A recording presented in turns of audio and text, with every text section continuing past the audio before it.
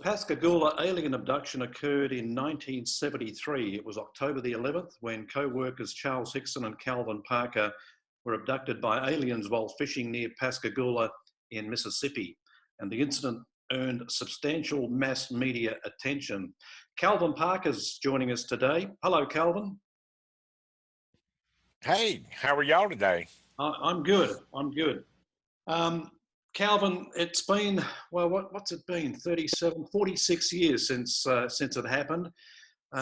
You decided to remain in the background for a long time. Why did you decide to come out and tell your story in recent years? Well, I really didn't want to come out. It's kind of forced on me by Philip Mantle and my wife.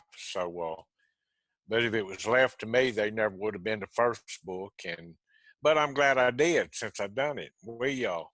And what started this, we had a neighbor pass away and we went to his wake. And while I was at the wake, I accidentally signed the register at the wake, and people started recognizing my name and coming up wanting to talk about this. And we didn't feel like that was a place to talk about it. So I told my wife, let's get out of here.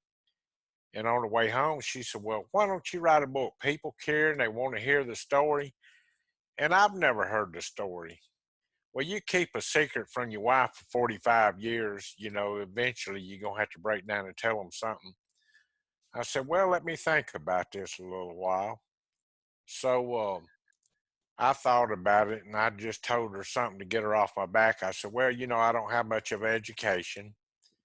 If I can find a ghostwriter, maybe I will.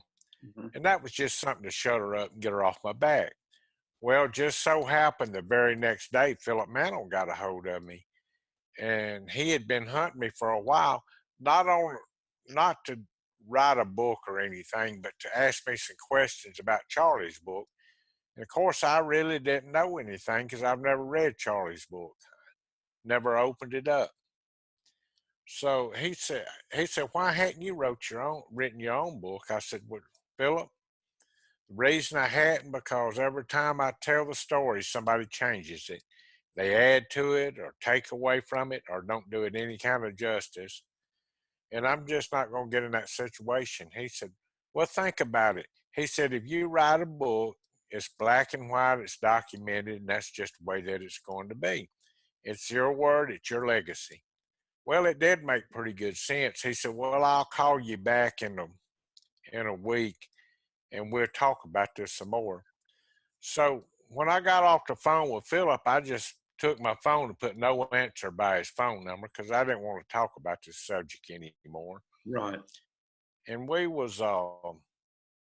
I was at the boat landing, pulling my boat up on the trailer, and my phone kept ringing. And I thought maybe something was wrong at home, or it might be one of the kids or something like that. So I just picked the phone up and answered it without looking at the no answer part. And it was Philip, and I didn't want to be rude and hang up on him then. So he said, have you thought about the book? I said, Philip, as I told you before, I don't have much of an education.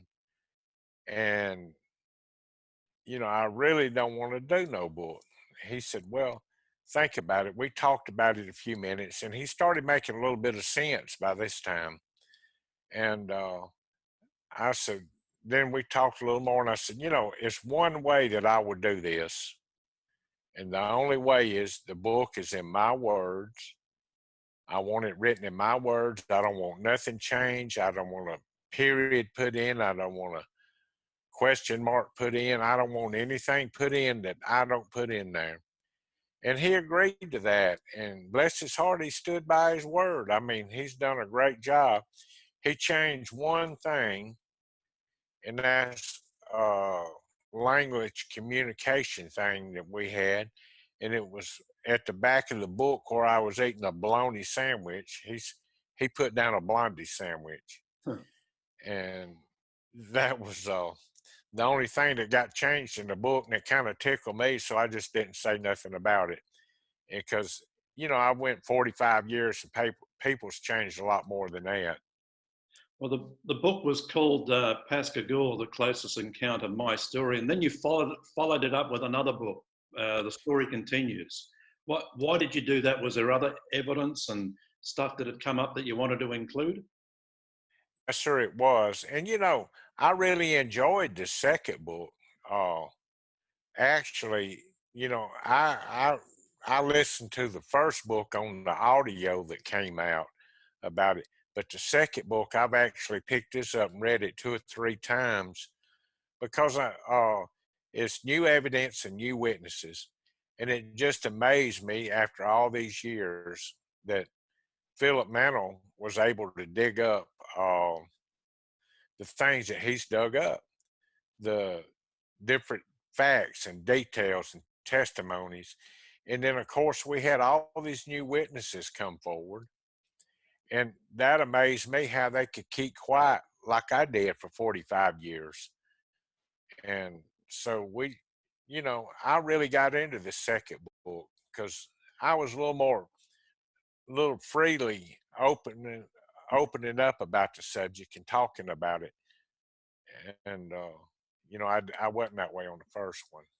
Why do you think? Why do you think the new witnesses that came forward stayed quiet for so long instead of, well, basically allowing you to go through everything you went through in those early years?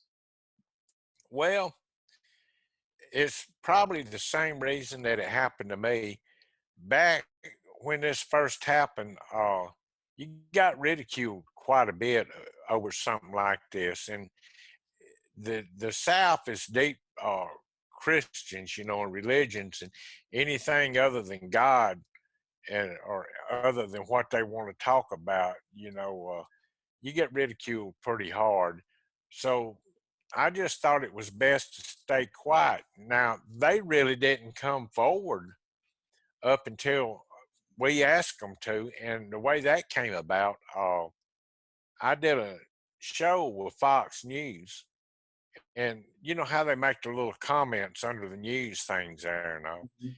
Well, we was just reading the comments, and Philip happened to see where one of them's daughter had said, "My mother's seen this when it happened 45 years ago, and she's never talked about it because my dad told her that she'd be crazy to talk about it." Well, of course, that got our attentions because we had this book coming out. We was wanting witnesses. So Philip's like a bloodhound dog. He got on the hunt.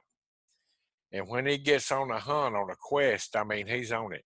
So he managed to contact the daughter, and she reluctantly gave him her mom's phone number or contact information. And Philip made all the contacts and all. And sure enough, I've met her several times since then, and there's no doubt in my mind, you know, what she says is not true. I mean, one thing, I was there with her, but she was across the river though. Yeah, yeah. Did did And it did she corroborate what you guys went through and saw? absolutely, yes, sir, she did. She actually seen the craft when it landed, and the blue hazy lights that I had talked about, and the bright light when it come forward. And she wasn't the only one that witnessed it. There was another guy that was working. He was running a crane in one of the shipyards, and he happened to see this thing land. Well, he couldn't take off right then and do nothing because he had men working under him. But he collaborated everything, and it's been several more. We had that probation officer, plus the police department and the sheriff department. The dispatcher at the police department said he got tired of that night because when people would call in and report seeing something or not, he would have to make notes of it. And they said he took over 50 calls on that one subject that night. And that was a pretty reliable witness. Then there was a probation officer that was driving across the bridge. Then there was a parole officer that was also coming across the bridge that seen something. And all these people called in and reported it. And it was well documented through the police department and all. But, nobody, until I got ready to do this book, nobody made an effort to look these people up and hear the stories. So Philip and I with the help of another lady, Irene Scott, looked them up. She took their narrative down and made a handwritten and done it all. And they kind of left me out of the loop on talking to them the first time. Now I've met every one of them since then, and got to talk and visit. And I've actually checked them out myself through background checks and things. They all reputable people.